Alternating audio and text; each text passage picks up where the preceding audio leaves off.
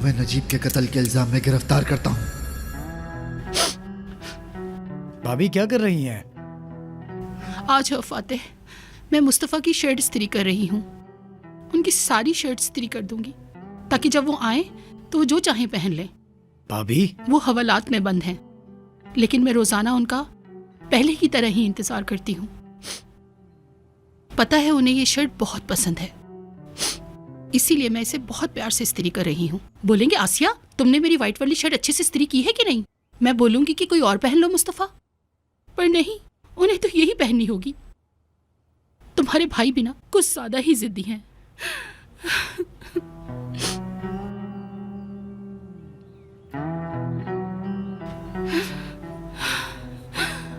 क्या मुस्तफ़ा, क्या? भाभी अब ऐसा नहीं करें ना।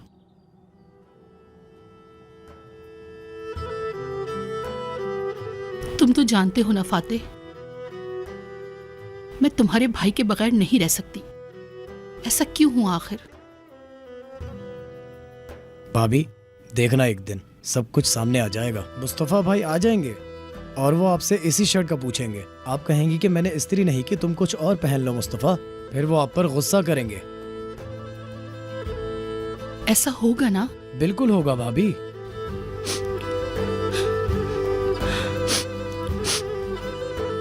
मुराद कहाँ है? ताहिर भी नहीं आया। मुराद वहां गया है जहां उसे खुशी मिलती है। ताहिर भाई रास्ते में है, आ रहे हैं। आपको कुछ चाहिए भाभी?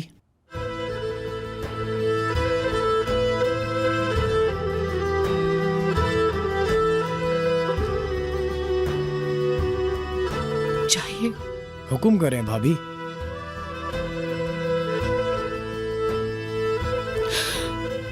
मुस्तफ़ा,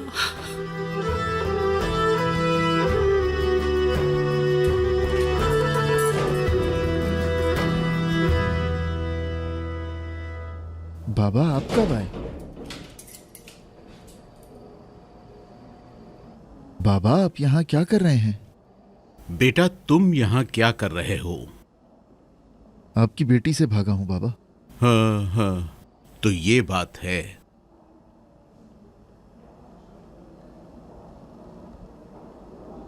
बेटा क्या तुम ठीक हो? शुक्र है मालिक का। सब्र करो बेटा। बस तवक्कल का दामन मत छोड़ना, समझ गए? तवक्कल करने वालों के लिए अल्लाह काफी है। बाबा पहले अल्लाह और फिर आपके सुपुर्द किया। जो अल्लाह के हवाले करते हैं, अल्लाह उनकी हिफाजत करता है। तुम्हें किसी चीज की जरूरत है? नहीं बाबा, मैंने बरसों पहले आपसे एक अमानत ली थी। अल्लाह आपसे राजी हो।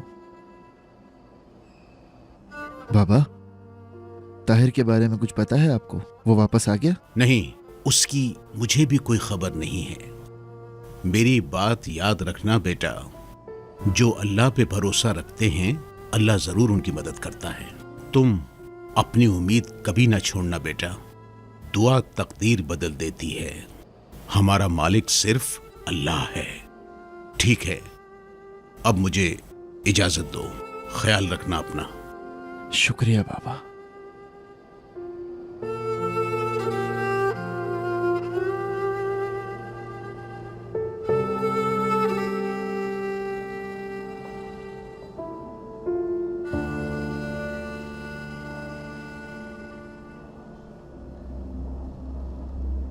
विदात, ओ विदात, मुझे एक बार बाहर आने दे, उसके बाद मैं तुझे बताऊंगा विदात।